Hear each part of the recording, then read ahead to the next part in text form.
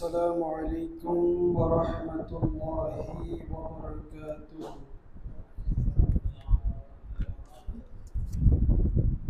الحمد لله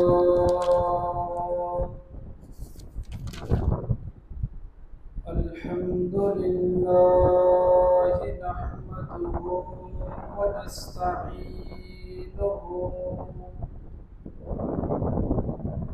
ونستعينه ونستغفره ونعوذ بالله من شرور أنفسنا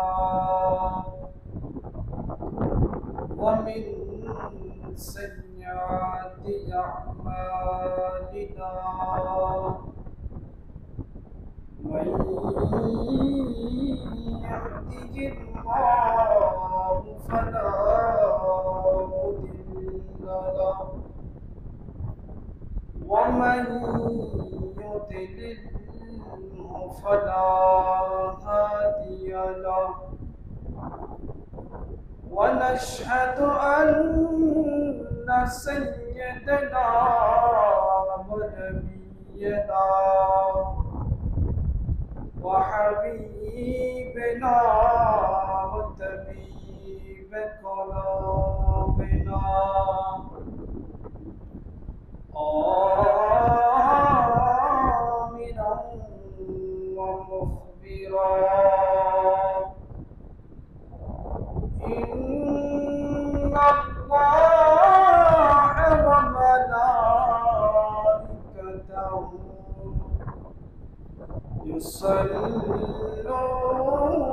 يصلون على النبي يا أيها الذين آمنوا صلوا عليه وسلموا تسليما صلى الله على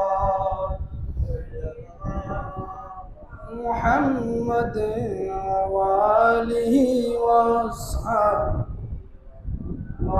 صلى الله على سيدنا محمد وآله وأصحابه اللهم صل سيدنا مولانا محمد وعلى آله سيدنا مولانا يا رسول الله حبيب خانك की दातोई बरगोज़ीदा ज़ुल जलाले पाकों बेहम तातोई अल्लाहुम्मा सय्यदना मौलाना मादवाला सय्यदना माद सलातुन या रसूलल्लाह सलामुन या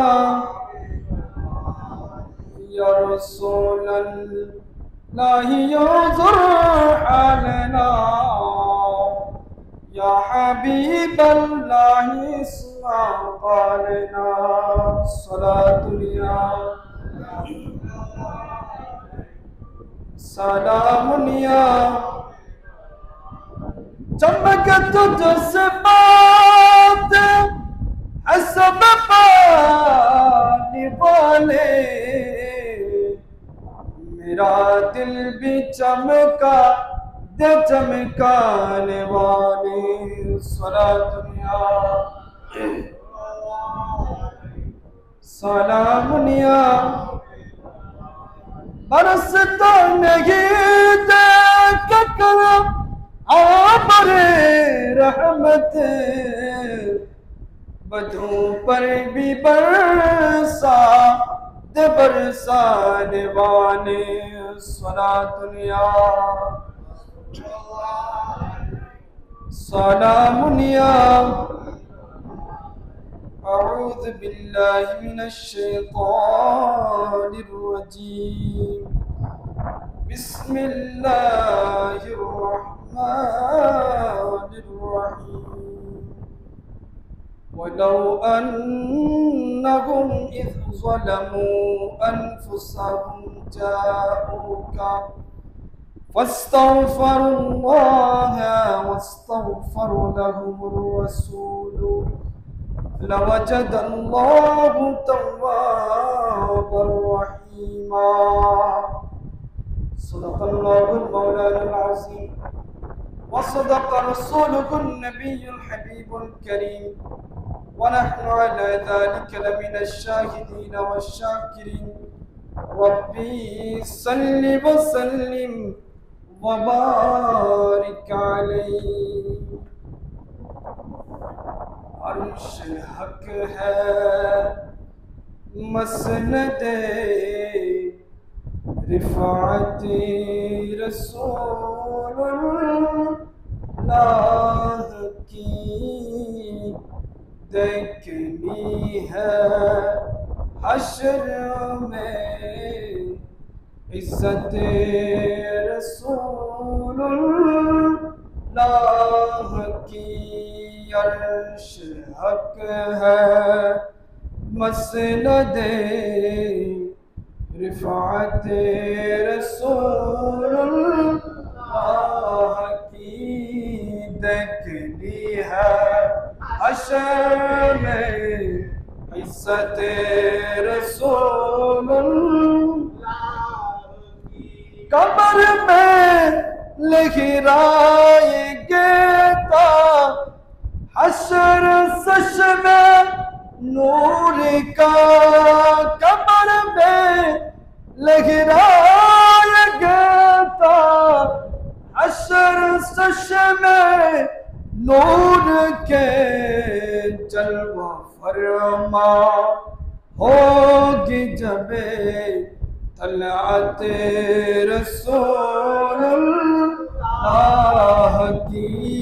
अर्श हक है मसनदे रिफ़ाअत रसूलुल्लाह की देखनी है हश्र में इज़्ज़त रसूलुल्लाह की। सूरज लटे पाँव पलटे चाँद इशारे से हो चाँद। सूरज लटे पाँव पलटे चाँद इशारे से हो चाँद। कंधे नजदी देख ले कुदरत रसूलुल्लाह की। अंधे नजदी देख ले कुदरत रसूलुल्लाह की। अर्श हक है मसनदे रसूलुल्लाह की देखनी है हश्र में इज़्ज़त। लावा रब्बिल अर्श जिसको जो मिला उनसे मिला। जो बोलो ना सुभान अल्लाह। लावा रब्बिल अर्श जिसको जो मिला उनसे मिला। बटती है कौनैन में नेमत रसूलुल्लाह की। अर्श हक बसे न दे रिफात अल्लाह की देखनी है हश्र में इज्जत रसूलुल्लाह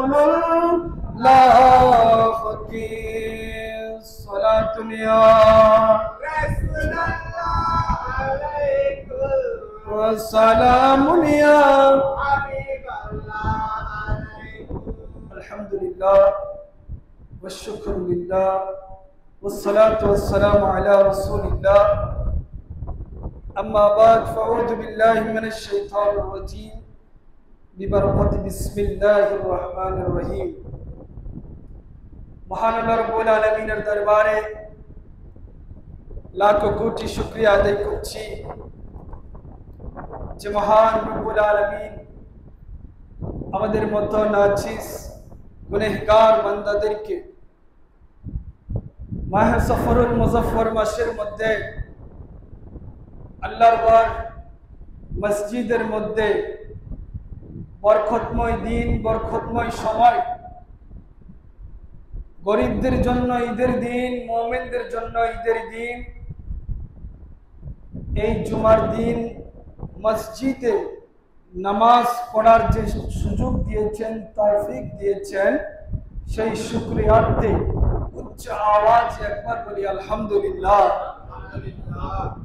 সাথে সাথে সরকার দু আলম নূরে মুজসম শফিউল মুজনবিন আনিসুল গারিবিন रहमतुल लिल आलमीन आका मौला मोहम्मद मुस्तफा सल्लल्लाहु अलैहि वसल्लमेर पर लाखो कोटी दरूद सालाम प्रेरण करছি যেই নবীর মাধ্যমে আমরা এত নিয়ামত পেয়েছি ওই নবীর উম্মত হিসেবে যে আল্লাহ আমাদেরকে কবুল করেছেন সেই শুকরিয়ার্থে উচ্চ আওয়াজে আরেকবার বলি আলহামদুলিল্লাহ। সফর মাস গুরুত্বপূর্ণ মাস মুসলমানদের জন্য, বিশেষ করে যারা সুন্নি মুসলমান আমরা অনেক বড় ভাগ্যবান।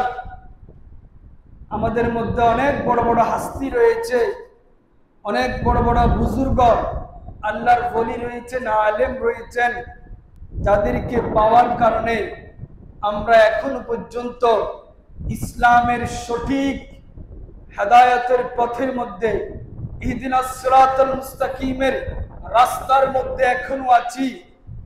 ওই ধরনের হাস্তিদেরকে আল্লাহ আমাদের কাছে প্রেরণ করেছেন, পাঠিয়েছেন। ইনারা যে আমাদের কাছে এসেছেন, আমরা যে তাদেরকে পেয়েছি, সেই শুকরিয়ার্থে আরেকবার বলি আলহামদুলিল্লাহ। আমি গত জুমায় বলেছিলাম আজকে সেরকম একজন হাস্তির আলোচনা করা হবে যার পুরো জীবনটা রসুলের ইশকে মোহাব্বতের মধ্যে ভরা ছিল। বলুন না সুবহানাল্লাহ। উনি হচ্ছেন ইমামে আলা হযরত শাহ ইমাম আহমদ রাজা খান ফাজিলে বেরলভী রহমতুল্লাহি আলাইহি। ওনার পুরো জীবনটা আলোচনা করা সম্ভব নয়। ধাপে ধাপে কিছু বিষয় আমি আলোচনা করে আমার আলোচনার ইতি টানব। যা কিছু বলা হবে এগুলো শুনে যাতে আমরা আমল করতে পারি, আল্লাহ আমাদেরকে সেই তৌফিক দান করুন। বলুন আমিন। আমরা ইমামে আলা হযরত শাহ আহমদ রাজা খান ফাজিলে বেরলভী রহমতুল্লাহি আলাইহিকে একটা লকব দিয়ে থাকি, বলে থাকি। আমরা বলি উনি হচ্ছেন মুজাদ্দিদ, উনি হচ্ছেন মুজাদ্দিদ। এই মুজাদ্দিদটা মূলত কি? ইসলামে কি আদৌ সেই মুজাদ্দিদের কোনো চিহ্ন আছে কিনা? কোরআন এবং হাদিসের মধ্যে মুজাদ্দিদ সম্পর্কে কোনো রাওয়ায়াত বর্ণিত হয়েছে কিনা আমরা দেখব সেটা। কারণ সুন্নিরা যা বলে তা কোরআন এবং হাদিস থেকে বলে। জোরে বলুন না সুবহানাল্লাহ। নিজেদের মন গড়া কোনো কথা নয়, তারা কোরআন এবং হাদিসের বাইরে কোনো কথা বলে না।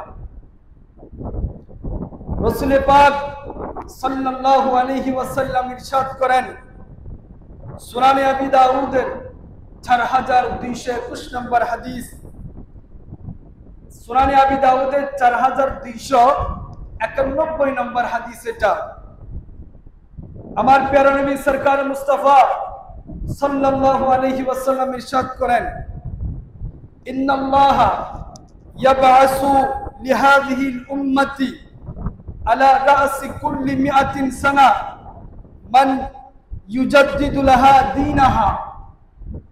রাসূল পাক ইরশাদ করেন, ইন্নাল্লাহা, নিশ্চয় আল্লাহ তাআলা, ইয়াবআসু, প্রেরণ করেন, লিহাযিহিল উম্মতি, এই উম্মতের জন্য, আলা রাসি কুল্লি মিআতিন সানা, প্রত্যেক শতাব্দীর পরে শতাব্দী আল্লাহ প্রেরণ করেন, মান ইউজাদ্দিদু লাহা দীনাহা, এমন একজন ব্যক্তিকে প্রেরণ করেন যেই ব্যক্তি দ্বীনের সংস্কার করবে। দ্বীনের মধ্যে কোন ধরনের বেদাত ঢুকলে, কোন ধরনের নতুনত্ব ঢুকলে, যেটা ইসলামী শরীয়তের মুখালিফ, বিপরীত, সেটাকে দূর করে দেওয়ার জন্য আল্লাহ শতাব্দীর পর শতাব্দী এই ধরনের একজন মুজাদ্দিদকে প্রেরণ করে থাকেন। জোরে বলুন না সুবহানাল্লাহ। এটাই হচ্ছে রাসূল পাকের হাদিস। এবং এই হাদিসের ব্যাখ্যায় মুস্তাদরিক আলা সহিহাইন ইমাম আল হাকিম রাহমাতুল্লাহি আলাইহি সহিহ সনদের মধ্যে এটা বর্ণনা করেছেন। 3 নম্বরের মধ্যে আল মাকাসিদুল হাসানা যে কিতাবটা লিখেছেন ইমাম সাখাবী রাহমাতুল্লাহি আলাইহি, এই হাদিসের ব্যাখ্যায় উনিও এই হাদিসকে নকল করেছেন এবং এই হাদিসের আলোকে উনার কিতাবের মধ্যে আলোচনা করেছেন। 4 নম্বর মধ্যে শরহ সহিহ মুসলিমের মধ্যে ইমাম নববী আলাইহিস সালাতু ওয়াস সালাম ইনি এই হাদিসের ব্যাখ্যায় শরহ মুসলিমের মধ্যে আলোচনা করেছেন যে মান ইউজাদ্দিদু লাহা দীনাহা, যে আল্লাহ শতাব্দীর পর শতাব্দীর মধ্যে একজন মুজাদ্দিদকে প্রেরণ করেন যিনি দ্বীনের মধ্যে সংস্কার করবে। এই ধরনের বর্ণনা ইমাম নববী আলাইহিস সালাতু ওয়াস সালাম শরহ মুসলিমের মধ্যে এই হাদিসের আলোকে ব্যাখ্যা করেছেন। এবং ফয়জুল কদির শরহ জামি সগীরের মধ্যে ইমাম মুনব্বী এই হাদিসের ব্যাখ্যা করেছেন, মুজাদ্দিদ সম্পর্কে আলোচনা করেছেন। এবং মুজাদ্দিদগণ শতাব্দীর পর শতাব্দী, যুগের পর যুগ তারা আসবে। তারা যদি দ্বীনের মধ্যে কোন ধরনের ঘাটতি দেখা দেয়, অর্থাৎ দ্বীনের মধ্যে কেউ যদি হামলা করতে চায়, তাদের হামলার মোকাবেলা করবে, তাদেরকে বলা হয় মুজাদ্দিদ। জোরে বলুন না সুবহানাল্লাহ। সালাতুনিয়া সালামুনিয়া, তাইলে মুজাদ্দিদ বলা হয় যারা দ্বীনের মধ্যে যদি কোনো ধরনের হামলা আসে, দ্বীনকে তারা মিসগাইড করার জন্য চেষ্টা করে, দ্বীনের মধ্যে যদি তারা তাদের কোনো মতবাদ ঢুকিয়ে দেওয়ার চেষ্টা করে, আল্লাহ রাব্বুল আলামিন আল্লাহর পক্ষ থেকে ওরকম একজন মুজাদ্দিদ দান করেন। এবং 4th শতাব্দীর মুজাদ্দিদ হচ্ছেন ইমামে আলা হযরত শাহ ইমাম মুহাম্মদ রাজা খান ফাজিলে বেরলভী রাহমাতুল্লাহ আলাইহি। সুবহানাল্লাহ। এমন একজন ব্যক্তি, এমন একজন হাস্তি, আশিকে রাসূলকে পেয়ে আমরা খুশি। এবং শরীয়তের মধ্যে যারা শরীয়ত দ্বীনে মুহাম্মদীকে যারা হামলা করতে চেষ্টা করেছিল, উনি তাদের কিতাবাদির মাধ্যমে সঠিক জবাব দিয়েছেন। বলুন না সুবহানাল্লাহ। এখন আলোচনা করব, এখন শুধু যে আলেম হলে তাকে আমরা মুজাদ্দিদ বলবো তা তো নয়। তার জন্য নির্দিষ্ট কিছু ক্যাটাগরি রয়েছে, শর্ত শরায়েত রয়েছে। যাকে তাকে মুজাদ্দিদ বলতে পারবো না আমরা। এখন তো আমরা যাকে তাকে মসজিদের মধ্যে, মাহফিলের মধ্যে বলে ফেলি মুজাদ্দিদে জামান, মুজাদ্দিদ আহলে সুন্নাহ ওয়াল জামাআহ, এভাবে বলে লকব দিই। আসলে এই লকবটা কি? মূলত এটার জন্য কি কি শর্ত রয়েছেন? উলামায়ে কেরাম এটার জন্য বেশ কিছু শর্ত তারা আরোপ করেছেন। তার মধ্যে 1 নম্বর হচ্ছে যারা মুজাদ্দিদ হবেন তাদের মধ্যে দ্বীনের পূর্ণতা, ইলমে দ্বীনের মধ্যে তাদের পাণ্ডিত্য থাকতে হবে অনেক বেশি। এক নাম্বার, ইলমে দ্বীনের মধ্যে পাণ্ডিত্য থাকতে হবে, গভীরতা থাকতে হবে। যদি কেউ সূরা নাহলের মধ্যে আল্লাহ বলছেন ফাসআলু আহলা যিকরি ইন কুনতুম লা তা'লামুন, এই আয়াতের মধ্যে আল্লাহ বলছেন যদি তোমরা কোনো কিছু না জানো, যারা আহলে ইলম রয়েছে, যাদের মধ্যে জ্ঞানের পাণ্ডিত্য রয়েছে, যারা তাফসীর করতে পারবে, যারা মুহাদ্দিস, যারা মুফাসসির, যারা ফকিহ, যারা বলিগ, যাদের মধ্যে মান্তিকের মাহারত রয়েছে, এই ধরনের মুহাক্কিক, মুফাক্কির, আলেম যারা রয়েছেন, তাদের কাছ থেকে তোমরা যদি কোনো কিছু না জেনে থাকো, তাদের কাছ থেকে জিজ্ঞেস করো। তারা হচ্ছেন আহলুল ইলম। জোরে বলুন না সুবহানাল্লাহ। মুজাদ্দিদ হতে হলে এক নম্বর শর্ত আহলে ইলম হতে হবে। শুধু কয়েকটা হাদিসের কিতাব, কয়েকটা তাফসীরের কিতাব এবং সার্টিফিকেটধারী মুফতি মুহাদ্দিস হলে ওনাকে মুজাদ্দিদ বলা যাবে না। ওনার মধ্যে গভীর জ্ঞানের অধিকারী হতে হবে, তারপর ওনাকে মুজাদ্দিদ বলতে পারবে। এরপরে 2 নম্বর শর্ত, মুজাদ্দিদ হওয়ার জন্য ওই সময়ের মধ্যে উনি যে সময় দুনিয়ার মধ্যে অবস্থান করবে, বিচরণ করবে, তখন যদি দ্বীনের মধ্যে কোনো হামলা চলে আসে, দ্বীনকে কেউ বিকৃতি করতে চায়, অর্থাৎ যদি কেউ বলে আমরা 5 ওয়াক্ত নামাজ পড়তাম, এখন একজনে বলছে যে 5 ওয়াক্ত নামাজ আজকে থেকে পড়তে পারবে না, নামাজ পড়বে কয় ওয়াক্ত? 4 ওয়াক্ত। একটা দ্বীনের মধ্যে সমস্যা চলে আসলো, অথচ আমরা এতদিন সে আমলগুলা করতাম। দ্বীনের মধ্যে চলে আসলো, আমার রাসূলকে নিয়ে কটাক্ষ করছে, অথচ ইতিপূর্বে সাহাবায়ে কেরাম, তাবিঈন, তবে তাবিঈন, আইম্মে মুজতাহিদিন, তাদের জমানা চলে গেল, অথচ কোনো ধরনের সমস্যা হয় নাই, কোনো এতরাজও আসে নাই। কিন্তু বর্তমান সময়ের মধ্যে এসে দেখা যাচ্ছে যে রাসূলের শান ও মানকে নিয়ে কটাক্ষ করা হচ্ছে। ওই সময়ের মধ্যে যিনি কিতাব দিয়ে এগুলোর দলিলকে খণ্ডন করবে, ওনাকে বলা হয় মুজাদ্দিদ। বলুন না সুবহানাল্লাহ। এতদিন কোনো কিছু আসে নাই। দ্বীনের মধ্যে বিকৃতিটা কিরকম? মূলত দ্বীনের মধ্যে বিকৃতি হচ্ছে আল্লাহকে নিয়ে যদি কেউ বলে, অথচ কোরআনের মধ্যে আল্লাহ বলছেন কুল হুয়াল্লাহু আহাদ, আল্লাহ এক, আল্লাহুস সামাদ, লাম ইয়ালিদ ওয়া লাম ইউলাদ ওয়া লাম ইয়াকুল লাহু কুফুয়ান আহাদ। এখানে আল্লাহ বলছেন আল্লাহর কোনো সন্তান নাই, পিতামাতা নাই, আল্লাহর কোনো আকার নাই, আকৃতি নাই, আল্লাহর কোনো সমকক্ষ নাই। এখন যদি কোনো একজন ব্যক্তি বলে যে আল্লাহ মিথ্যা কথা বলতে পারে, জোরে বলুন না নাউযুবিল্লাহ। অথচ আল্লাহর মধ্যে কোন ধরনের মিথ্যার আশ্রয়, আকৃতি, কোন ধরনের সন্দেহ, এই ধরনের আল্লাহর দিকে ইশারা করা, এটা তো কোনো জন্মেই সম্ভব নয়। এই ধরনের কোন একজন ব্যক্তি যদি এরকম শব্দ ইউজ করে, এরকম শব্দ ব্যবহার করে, তখন দ্বীনের মধ্যে বিকৃতি চলে আসলো। ওই যিনি মুজাদ্দিদ হবেন, উনি ওনার ইলম দিয়ে, জ্ঞান দিয়ে, কুরআন সুন্নাহ মোতাবেক, ইজমা এবং কিয়াস মোতাবেক উনি ওই দলিলকে খণ্ডন করবে, তখন তিনি হবেন মুজাদ্দিদ। জোরে বলুন না সুবহানাল্লাহ।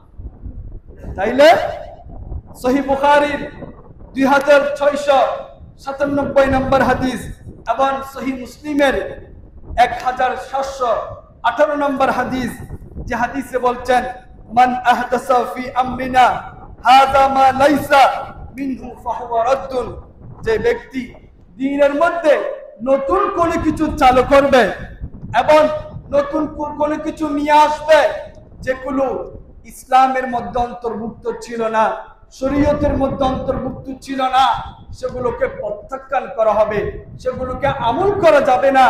এবং যে ব্যক্তি মুজাদ্দিদ হবেন, উনি যদি শরীয়তের যে ধরনের বিরুদ্ধে যে কথাবার্তা বলবে, ওই ধরনের জবাবগুলো যে দিতে পারবে, তিনি হচ্ছেন মুজাদ্দিদ। জোরে বলুন না সুবহানাল্লাহ।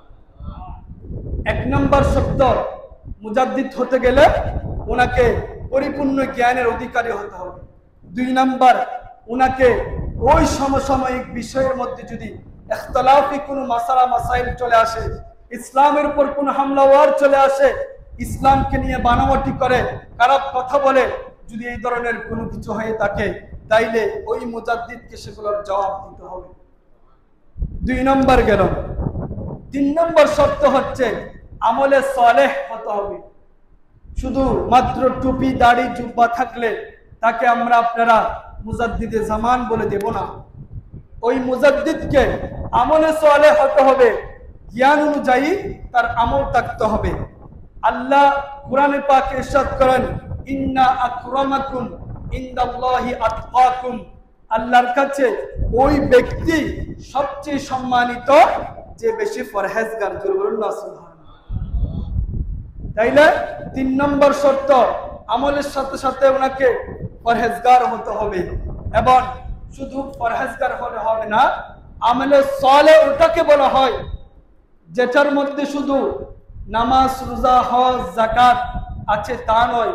আমলে সালেহ ব্যক্তি বলা হয় ওটাকে যার মধ্যে আকীদাও শুদ্ধ আছে এবং আমলও পরিপূর্ণ আছে। বলুন না সুবহানাল্লাহ। সালেহ ব্যক্তি ওই ব্যক্তি যার মধ্যে আমল এবং আকীদা দুইটাই শুদ্ধ থাকতে হবে। আকীদা কিরকম? আল্লাহর ব্যাপারে তার কি ধরনের আকীদা, রাসূলের ব্যাপারে তার কি ধরনের আকীদা, সাহাবায়ে কেরামের ব্যাপারে তার কি ধরনের আকীদা, আউলিয়া কেরামের ব্যাপারে তার কি ধরনের আকীদা। এই ধরনের বিষয় যার মধ্যে আকীদার মধ্যে শুদ্ধ থাকবে এবং আমলও শুদ্ধ থাকবে তাকে আমরা বলবো সালেহ ব্যক্তি। জোরে বলুন না সুবহানাল্লাহ। আল্লাহর ব্যাপারে কি ধারণা পোষণ করছে, রাসূলের ব্যাপারে কি ধারণা পোষণ করছে তা আমাদেরকে বিস্তারিত জানতে হবে। যদি এমন ব্যক্তি থাকে তাকে আমরা বলবো সালেহ। তাহলে 3 নম্বর শর্ত, তাকে আমলে সালেহ হতে হবে, আকীদার দিক দিয়ে বিশুদ্ধ হতে হবে। যদি ওই ধরনের ব্যক্তি হয়ে থাকে তাকে আমরা বলবো মুজাদ্দিদ। জোরে বলুন না সুবহানাল্লাহ। এবং 4 নম্বর শর্ত মুজাদ্দিদ হওয়ার জন্য ওই ব্যক্তিকে উম্মতের মধ্যে জ্ঞানের দিক দিয়ে সবচেয়ে শক্তিশালী এবং সর্বজন স্বীকৃতি হতে হবে। 4 নম্বর শর্ত হচ্ছে যিনি মুজাদ্দিদ হবেন উনি একদম ওই সময়ের মধ্যে একজন ফেমাস বক্তা, ফেমাস একজন মানুষ, শুধু ওয়াজের দিক দিয়ে নয়, এলমে হেলমে আমলে সব কিছু দিয়ে ওই মুজাদ্দিদ যিনি হবেন ওনাকে একেবারে প্রভাবশালী ব্যক্তি হতে হবে। এবং ওই সময়ের মধ্যে আরব আজম হিন্দুস্তান পাকিস্তান সব জায়গার যারা বড় বড় আলেম রয়েছেন তাদের থেকে স্বীকৃতি দিতে হবে যে এই ব্যক্তি যিনি বর্তমানে আছে ওনার এলম আমল জ্ঞানে উনি একজন অনেক বড় মাপের আলেম। এই ধরনের স্বীকৃতি যদি দিয়ে থাকে তাইলে আমরা তাকে মুজাদ্দিদ বলতে পারবো। যে বলুন না সুবহানাল্লাহ। তাহলে মুজাদ্দিদ হওয়ার জন্য 4 নম্বর শর্ত তাকে ওই সময়ের মধ্যে একজন ফেমাস মানুষ হতে হবে, যিনি এলমে আমলে একজন ভরপুর থাকতে হবে। এবং আরব আজম হিন্দুস্তান পাকিস্তানের মধ্যে সবাই ওনার ওই এলমের স্বীকৃতি দিতে হবে। এই ধরনের ব্যক্তি, আমি যে ক্যাটাগরিগুলো বললাম এই 4টি শর্ত ইমামে আলা হযরতের মধ্যে একদম পরিপূর্ণভাবে ছিল। যে বলুন না সুবহানাল্লাহ। 1 নম্বর তিনি যেমনই আলেম ছিলেন, ইলমে দ্বীন, শরীয়ত, তরিকত, মারফত, হাকিকত, ইলমে তাফসীর, ইলমে বালাগাত, ইলমে মানতিক সব কিছুর মধ্যে ইমামে আলা হযরতের একেবারে পরিপূর্ণ ছিল। 2 নম্বর, দ্বীনের মধ্যে ওই সময়ের মধ্যে অনেক হামলা আসছিল, দ্বীনকে নিয়ে কটাক্ষ করছিল, দ্বীনের মধ্যে নতুন কিছু ঢুকাই দেওয়ার জন্য আহলে হাদিস, সালাফি, রাফিজি, শিয়া অনেক ব্যক্তি ইসলামের হামলা করার জন্য তারা বসেছিল এবং ইসলামকে ক্ষতি করার জন্য মানুষের মধ্যে আকীদা ভিত্তিক যে বিষয়গুলো ঢুকিয়ে দেওয়ার চেষ্টা করছিল। ওই মুহূর্তের মধ্যে ইমাম আলা হযরত সেগুলোকে দলিল দিয়ে প্রত্যাখ্যান করে মানুষদেরকে সঠিক রাস্তাটা দেখাই দিয়েছেন। বলুন না সুবহানাল্লাহ। 3 নম্বর, তিনি শুধু আলমের মধ্যে জ্ঞানের মধ্যে ভরপুর ছিলেন তা নয়, উনি ইবাদতের মধ্যে ভরপুর ছিলেন। ওই আমলটা ইমাম আলা হযরতের মধ্যে ছিল।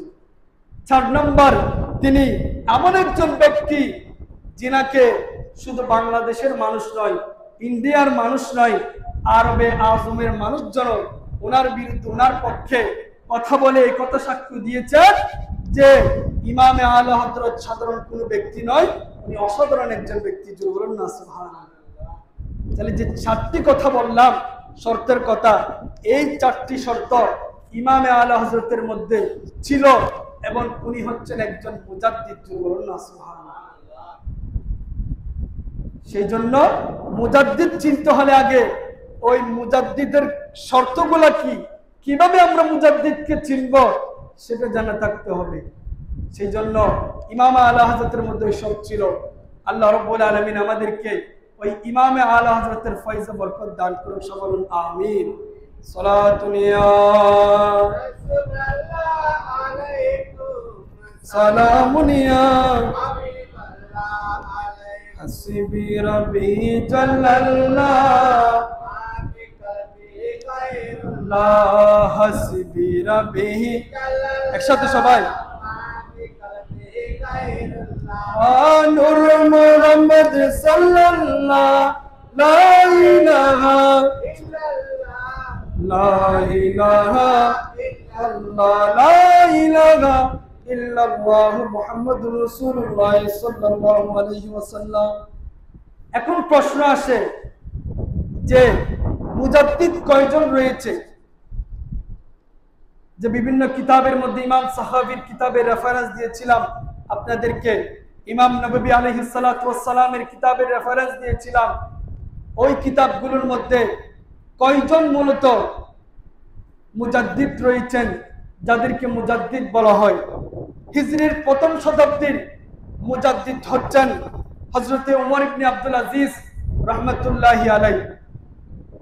উনি শতাব্দীর 12 বছর পান এবং ওনার জন্ম হচ্ছে 19 হিজরি এবং ওনার ওফাত হচ্ছেন 112 হিজরি। এক নম্বর ব্যক্তি হযরত ওমর ইবনে আব্দুল আজিজ, উনি হচ্ছেন মুজাদ্দিদ। 2 নম্বর দ্বিতীয় শতাব্দীর মুজাদ্দিদ হচ্ছেন হযরত ইমাম আহমদ ইবনে হাম্বল রাহমাতুল্লাহি আলাইহি, যিনি মাযহাবের গতভাবে হাম্বলি মাযহাব যিনি প্রতিষ্ঠা করেছিলেন, উনি হচ্ছেন ইমাম আহমদ ইবনে হাম্বল। উনি হচ্ছেন দ্বিতীয় নম্বর মুজাদ্দিদ, দ্বিতীয় শতাব্দীর মুজাদ্দিদ। ওনার সময়ের মধ্যে কি ফেরকা ছিল? মূলত ওনার সময়ের মধ্যে একটা ফেরকা ছিল যেটাকে বলা হয় মুতাজিলা ফেরকা। ওই ফেরকারা যে বলেছিল কোরআন হচ্ছে মানুষের সৃষ্টি। জুড়ে বলুন না নাউজুবিল্লাহ। কোরআনকে সৃষ্টি করা হয়েছে। এই কোরআন সৃষ্টি বিষয়ক ভ্রান্ত মতবাদের পক্ষে কথা বলতে গিয়ে, ওই বিপক্ষে কথা বলতে গিয়ে ইমাম আহমদ ইবনে হাম্বলকে কারাগারের মধ্যে নিক্ষেপ করেছিল এবং যথেষ্ট পরিমাণ নির্যাতন করে, নিপীড়িত করে, জর্জরিত করে, আহত করে ওনাকে শাহাদত করা হয়েছিল। উনি হচ্ছেন যে দ্বিতীয় নম্বর দ্বিতীয় শতাব্দীর মুজাদ্দিদ, উনি হচ্ছেন ইমাম আহমদ ইবনে হাম্বল। 3 নম্বর তৃতীয় শতাব্দীর মুজাদ্দিদ হচ্ছেন ইমাম আহমদ নাসাই রাহমাতুল্লাহি আলাইহি। উনি তৃতীয় শতাব্দীর মুজাদ্দিদ। ওনার জন্ম হচ্ছে 270 হিজরি এবং ওনার ওফাত হচ্ছে 340 হিজরি। এটা গেল 3 নম্বর। 4 নম্বর চতুর্থ শতাব্দীর মুজাদ্দিদ হযরত ইমাম বাইহাকি রাহমাতুল্লাহি আলাইহি। 5ম শতাব্দীর মুজাদ্দিদ হচ্ছেন ইমাম আহমদ গাজালি রাহমাতুল্লাহি আলাইহি, যিনি তাসাউফের মধ্যে অনেক বড় মর্তবার, অনেক একজন বড় আলেম, জবরদস্ত ফকি।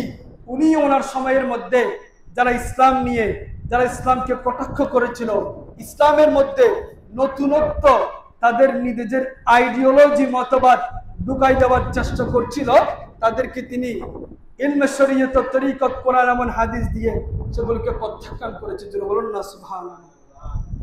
এটা হলো 5 নম্বর।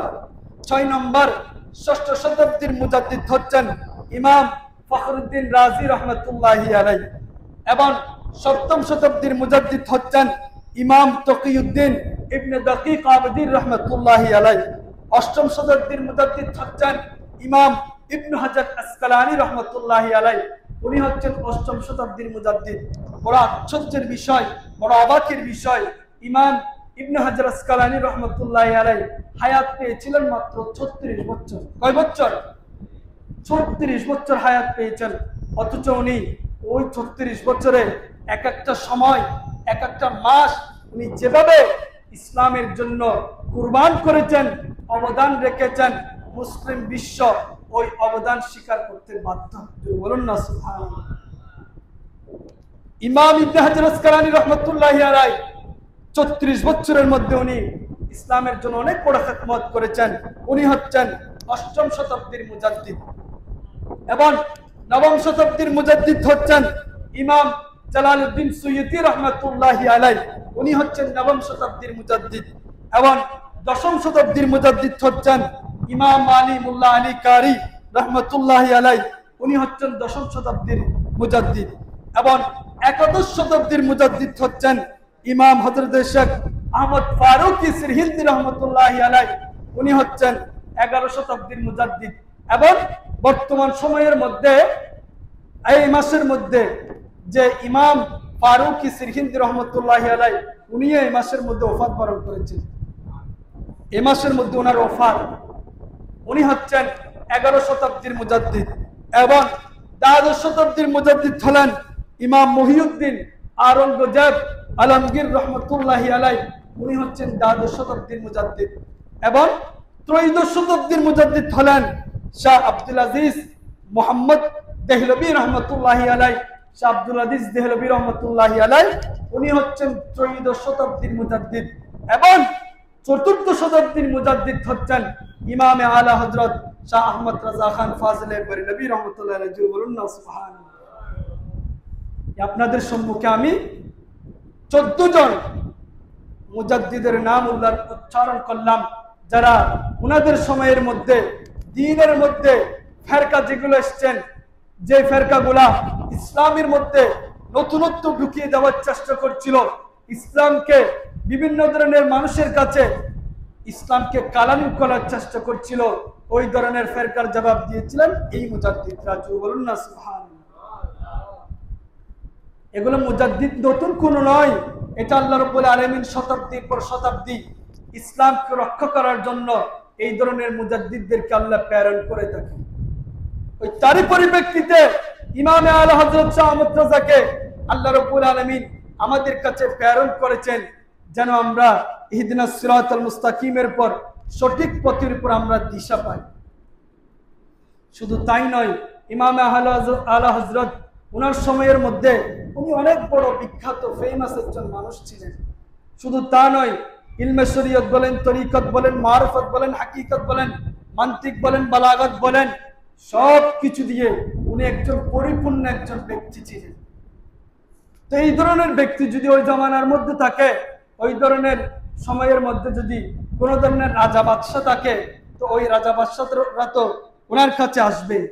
ঠিক ওই সময়ের মধ্যে ইমামে আলা হযরতের কাছে কিছু মানুষ এসেছিল কানপুর থেকে, কানপুর নয়, নানপাড়া থেকে। ওই সময় একজন বড় নবাব ছিল, যারা ইমামে আলা হযরতের কাছে আরজি নিয়ে এসছেন। ইমাম আলা হযরত একজন এমনিতে শুধু কবি নয়, বড় মাপের একজন কবি। তো ওনার কাছে এসে বলছে, হুজুর আপনি তো অনেক কবিতা লেখেন, তো একটু আপনি আমাদের নবাবের শানে একটা কবিতা লেখেন। কারণ ওই সময়ের মধ্যে ওই নবাবের দরবারের মধ্যে নবাবের জন্য, নবাবকে সংবর্ধনা দেওয়ার জন্য বড় বড় বড় মাপের কবিদেরকে নিয়ে আসা হয়েছিল। কবিদেরকে নিয়ে এসে ওই নবাবের শান মান গুণকীর্তন করার জন্য সবাইকে ডাকা হয়েছে। ঠিক তদরূপই ইমামে আলা হযরতের কাছে একটা নবাবের প্রশংসার জন্য আসছিল, এসে বলল, হুজুর একটু আপনি আমাদের নবাবের শানে কি লেখেন, কবিতা লেখেন। দেখেন যখন আসলো তখন ইমামে আলা হযরত নাকি আমার নবীর একটা শান কালাম ওনাদেরকে শুনিয়ে দিয়েছেন এবং এটা লিখে দিয়েছেন, বলছেন এটা নিয়ে যাও। সে কালামটা কি ছিল? ওই কালামের মধ্যে ছিল যে वो कमाले हुस्ने हुजूर है के गुमान नक से जहां नहीं, यही फूल खार से दूर है, यही शम्मा है के दुआ नहीं, वो कमाल हुस्न हुजूर है। इनी বলছেন এই কালামের মধ্যে তো ওরা শুনে অবাক হয়ে গেল যে যেহেতু রসুলের শান, আমরা চাইলাম নবাবের শান আপনি কবিতা লিখবেন। তখন ইমাম আলা হযরত বলে যে ইমাম আলা হযরতের জন্ম হয়েছে নবীর শানে, মানে মানকাবাত লেখার জন্য দুনিয়ার কোনো 2 টাকার 10 টাকার 20 টাকার কোটি টাকার বাদশা হোক, ওই বাদশাদের শানে ইমাম আলা হযরতের জবানে কলম লিখতে পারবে না। যে বলুন না সুবহানাল্লাহ। ইমাম আলা হযরতের শান মান লিখবে একমাত্র আল্লাহর রাসূলের শান।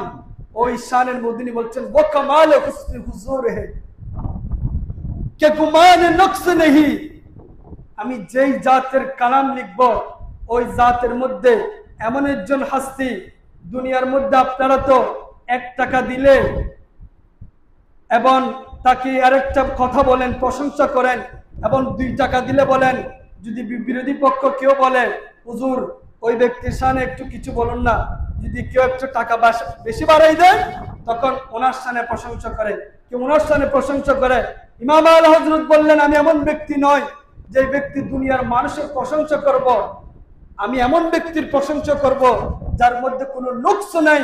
আল্লাহ যাকে পুত পবিত্র করে তৈরি করেছেন, আল্লাহ বলেছেন তোমাদের মধ্যে যদি কোনো ধরনের ভুল ত্রুটি হয়ে থাকে তাহলে রাসূলের দরবারে যাও, আমি তাদের সামনে কসিদা লিখবো। বলুন না সুবহানাল্লাহ। তিনি এমন একজন ব্যক্তি यही पौधा खार से है, यही शम्मा की दुआ नहीं। তিনি এমন একজন ব্যক্তি যার মধ্যে কোনো ধরনের দুষ্টুটি নাই, কোনো কিচ্ছু নাই, এমন একজন ব্যক্তির শানে আমি কালাম লিখছি। তোমরা আমাকে এমন কথা বলিও না যে কথা বলার কারণে আমার মুখ দিয়ে অন্য কথা চলে আসবে। তো ইমাম আলা হযরত এমন একজন ব্যক্তি যে ব্যক্তিকে ওই সময়ে রাজা বাদশারা কিনে নিতে পারে নাই। উনি যে কসিদাগুলো মানকাবাতগুলো রেখেছেন হাদায়েকা বকশিশ দেখবেন পুরো একদম শুরু থেকে শেষ পর্যন্ত রাসূলের শান মান দিয়ে বলুন না সুবহানাল্লাহ। সবগুলো রাসূলের শান মান নিয়ে লেখা। আমি আজকে আলোচনা করেছিলাম মূলত ওনাকে যে মুজাদ্দিদ বলা হয়, কেন বলা হয়, ওনার কাছে কি ছিল। উনি তো ওই দুনিয়ার সাধারণ পীর নয়, দাড়ি টুপি জুব্বা লাগাইয়া বলবে আমি পীর, অমুক পীর তমুক পীর, অথচ তাদের কাছে নাই কোনো ইলম, ইলমে শরীয়ত, ইলমে তরিকত, কোনো কিছু নাই, কিন্তু একটা বক্স নিয়ে সামনের মধ্যে বসে গেছে এবং সাধারণ মানুষকে মিসগাইড করছে। এরকম আছে না নাই?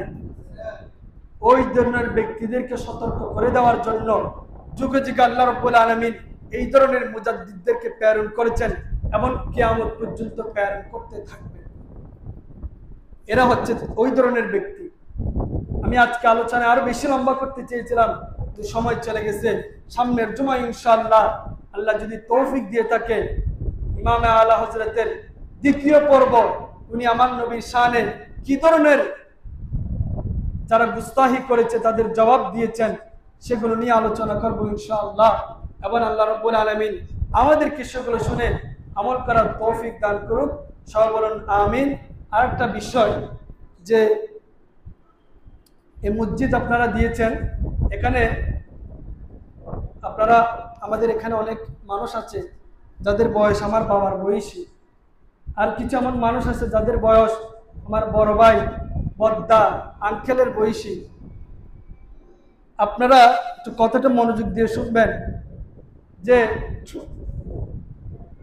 শরীয়ত, তরিকত, মারফত, হাকিকত, কোরআন, সুন্নাহ, ইজমা, কিয়াস, এগুলোর উপর ফয়সালা ফতোয়া দিবে উলামায়ে কেরাম। শুধু আলেম মানে কোন আলেম? যিনি মসজিদের মধ্যে মুয়াজ্জিনি করে, আমরা সমাজের মধ্যে ওনাকেও আলেম বলি। যিনি ইমামতি করে ওনাকেও আলেম বলি, বা যিনি খাতাবত করে ওনাকেও আলেম বলি। যিনি মাদ্রাসার মুহাদ্দিস ওনাকেও আলেম বলি। যিনি মুফতি ওনাকেও আলেম বলি। যিনি ফকি ওনাকেও আলেম বলি। দুনিয়ার মধ্যে সব মানুষ যদি আলেম হয়, হক্কানি রব্বানি আলেম কি? কার কাছ থেকে ফতোয়া গ্রহণ করবে, কার কাছ থেকে ইসলামের মূল জিনিসটা গ্রহণ করবে। খুবই গুরুত্ব সহকারে শুনবেন। এটা না জানার কারণে আমরা অনেকে মিসগাইড হয়ে যাই। একটা কথা আছে, নিমে তবিব খতরা জান, নিমে মোল্লা খতরা ইমান।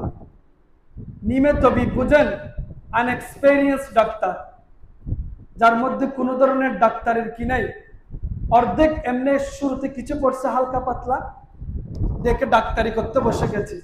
যদি ওই ডাক্তারের কাছে যদি আপনি যান, আপনি মারা যাওয়ার সম্ভাবনা আছে। সে বলছে নিমে তবিব খতরা জান, আপনার জানের খতরা আছে। আর নিমে মোল্লা, যে মোল্লার মধ্যে কি নাই, শরীয়তের পরিপূর্ণ জ্ঞান নাই, যদি আপনি তার কাছে গিয়ে যদি মাসালা মাসাইল জিজ্ঞেস করেন, তা আপনার ইমানের খতরা আছে। সে ফতোয়া দিবে ফাদাল্লু ওয়া আদাল্লু, সে নিজে গুমরাহী হবে আর একজনকে গুমরাহ করবে। আমি এটা কথা কি জন্য বলছি আপনাদেরকে, আপনারা অনেক মান্যগণ্য ব্যক্তি সমাজের মধ্যে বিচার করেন, ফয়সালা করেন।